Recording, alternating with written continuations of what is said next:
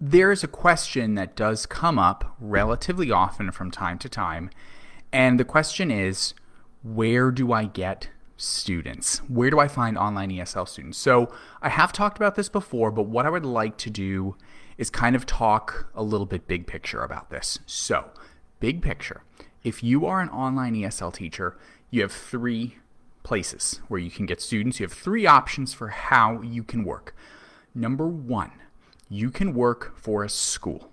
Number two, you can work on an ESL marketplace like Italki, Preply, or Verbling. Or number three, you can start your own online ESL business where you make a website and set up your own ways to attract students. What happens with most online ESL teachers is they start with number one, they start working for a school. And eventually they realize that the pay isn't as much as they want it to be. They get treated like a number and they want to do something themselves. What most online teachers do who go independent is they skip the marketplaces and they just go right to starting their own business. They make a website, they get a logo, they start creating social media pages, but they quickly learn that this is difficult, that this is not an easy thing at all to do. So for me, as a person who wants online teachers to succeed, generally speaking, for most teachers, I recommend the marketplaces. Now, I don't necessarily recommend working for schools for the reasons that I already said. You're more of a number than a person. You're never going to be able to get the rate that you want to get. Starting your own business, your own online ESL website is really attractive, and I totally get that. Because you could sell online courses. There's theoretically no cap to what you could earn. You're in total control of your situation. And I think that is fantastic. However, the reason that I don't recommend going that route right away is really simple. It's not easy. And most teachers who try this are not able to succeed for various reasons. But the biggest thing I think that makes it hard is because there are just so many skills that you have to learn.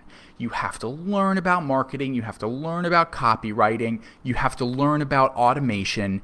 It's just this whole giant thing that can be really intimidating. So a lot of teachers start off thinking it's probably not that hard. You know, I already know the hard part. The hard part's teaching. The hard part's not teaching. The hard part is setting everything up. So I just see so many teachers start that and then they say, this doesn't work. So this is the reason why I say go to a marketplace. So let's talk just briefly about marketplace and what is a marketplace and why is it different from the other two options. Well, a marketplace, and this is the examples that I gave, Italki, Verbling, and Preply. There are others, and we're going to talk about what others there are, and if you know of others, I want to know what they are. A marketplace is a website that allows you to post a profile on the marketplace. And the marketplace does the advertising to students, does the marketing to students. So you get one page where you usually have a video and some text that you write to a student. And the marketplace is responsible for making sure that potential students see your profile. So every day on your profile, students, real students who are interested in paying for English lessons will see your profile, and they will see the profiles of many other teachers, and they will choose a teacher that they like. So the big benefit of doing this is that you can set your own rates.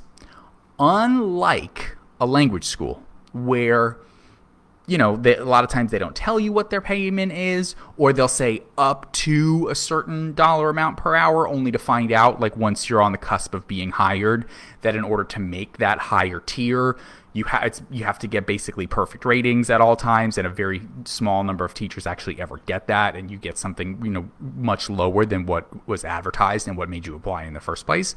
Unlike that, on a marketplace, you can set your own rate. Now, the way the marketplace makes money is they charge a commission on what you set.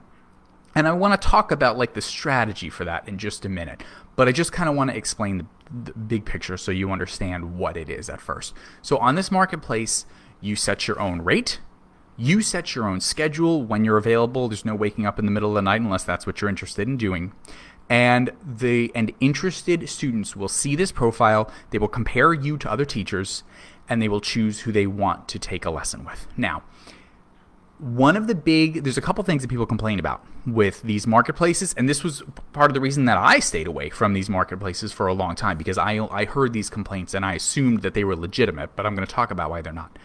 The first problem that people have with these marketplaces is they say it is a race to the bottom, meaning I charge $8 an hour for my lessons, which is worse than I would get at a language school. Nobody wants to buy a lesson from me. And the only way I can get a student is if I charge $5 an hour. So that's one big complaint, is that this is race to the bottom, and the only way to get students is to undercharge. The other big complaint is about the commissions that they charge. People say, I don't like that they're taking a chunk of my money. I'm not making enough money as it is. So here's kind of my response to that. These marketplaces work by advertising to potential students. And there are lots of different types of potential students. So if you are charging at the lower end of the spectrum, so the spectrum generally is around the lowest is like the $5 to $8 or whatever the minimum is allowed by the platform, up to things tend to top out at about $40 and $50 an hour. There are some who are a little higher, but that's generally the most you're going to see most teachers charging, is the $40 and $50 an hour range. So what these marketplaces often tell you to do is start lower, get reviews, and then raise your rates. In my experience, one of the biggest mistakes that you can make in doing this is setting your rate too low. Because if you set your rate too low, then what happens is you start getting into the place where the people who are looking for a teacher are shopping by price, and they want the cheapest lesson possible. Those are really hard customers to please. Those types of customers who are looking to extract every ounce of value will continue to ask you for more and ask to pay less. And that's when teachers get really burned out. They get tired of it. It gets upsetting because you feel like students just keep asking and asking, and you're not even making enough money to make ends meet. It becomes really frustrating. What I recommend in this circumstance to escape this place, this is why people quit the marketplaces and they say the marketplaces are no good. I recommend pricing yourself above all of that. If you start your prices, like let's say $25 an hour, first of all, if you start your price at $25 an hour, that's already basically at the top of what any company is going to pay you. There are very few companies that are going to pay you an hourly rate of more than $25 an hour. So if you set your price that high, what you're doing is you're going to eliminate all of the people who are looking for the least expensive lesson possible. Because in these marketplaces, students can filter by price. So students will filter, I want to see the teachers who are $10 and less. That's where you're going to get the students that are probably going to lead you to a situation where you're going to start to enjoy teaching less. But there are many, many students who are looking for not the least expensive lesson possible, but for the best lesson possible. And for the students who are looking for the best lesson possible, they understand that the best lesson is not going to be the least expensive lesson. So when those students are filtering their teachers by who charges $25 and up, and when that happens, if you charge $25 an hour, there's one huge thing that's going to happen. Even if you do nothing else but set the price this high. If you were just to set your price high and make no other changes, what you're going to do is you're going to reduce a ton of this competition. There are so few teachers who are charging these higher rates for their lessons. And I'm not saying that $25 an hour is this wonderful rate. Like, it's better than what most schools are going to pay, but this is a great place to start. And so when students are looking for the highest value, the best lessons possible, they're going to be looking for the teachers that charge more. because they understand that there's, if they can afford it and you get what you pay for, they are going to want to spend a little more money to get a better teacher. So just by charging more money, you can get out of this race to the bottom mindset where you're getting students that are a little bit more difficult and a little bit more demanding. The other thing that's really important with these marketplaces is how you present yourself in your video and in your profile. Now, that's kind of a whole different topic, and I do want to talk more about that, maybe not necessarily today. But the message for today is linking back to what I started this with, which is your three choices. You've got working for a school, which is not going to pay you as well. You've got working completely independently for yourself with website and social media, which is going to take a lot of work and a lot of upfront investment before you get the benefits. Either one of those options, they're hard. I really recommend the marketplace. I really recommend kind of taking this middle ground. Most teachers don't do this. And the other thing I want to say about it is that advertising yourself on these marketplaces, even this is not easy. Okay, it's not easy. You have to make a video. Making a video is hard. It's hard to sit down in front of the camera and try to communicate with a potential student about what you can offer them. Sitting in front of the camera is uncomfortable. We're not really used to it in terms of like making something that's marketing based. We're much used to there being a student who can see us on the other side. And writing this intro text is really hard. So it's really difficult to do well. But it's still a whole lot easier than starting your own business. And it's almost like a progression of skills, right? If you are used to teaching online, if you've been working for a school for a while, you might already feel comfortable teaching online. Yeah, that's great. The next step for you to increase your income and to build toward having your own business, if that's what you want, the next step for that is if you go to a marketplace, you are going to be challenged.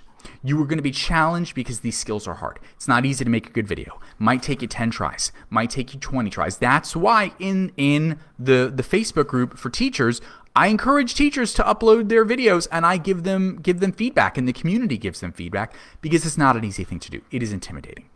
And that's enough of a challenge for now, without needing to worry about the challenge of now I've got to build a website. I don't know how. Do I pay somebody? What is SEO? How do I do social media? These are things that you don't need to be worrying about if you don't know about them, because you can build these skills and learn about these things on the side while you're still earning more income than you would be able to make from a language school. This is why I really like the marketplaces. When I was an English teacher, and I still teach, but when I was only an English teacher, this is what I did. I didn't need a website because I got all the students that I needed from these marketplaces. So let's talk about the practicality of this. Because there's, the marketplaces are popular now. There's new ones coming up all the time. There's big ones, there's small ones. People say they're not hiring English teachers. They have too many. It's not as good as it used to be. Look, what I suggest is apply to many of them. The worst thing that's going to happen is they won't bring you on because, for whatever reason. And then the second worst thing is that the scheduling is going to be complicated, right? But what it will do is you will learn which marketplaces are bringing you students. So there's Italki. Italki, I think, is number one, right? Most people know italki.com. It's probably the biggest one that there is. It's many languages. Start with Italki. Next one that's big is Preply. Preply.com. They're a little bit of a newcomer, also really big. Number 3 is Verbling. Verbling.com. Same exact idea.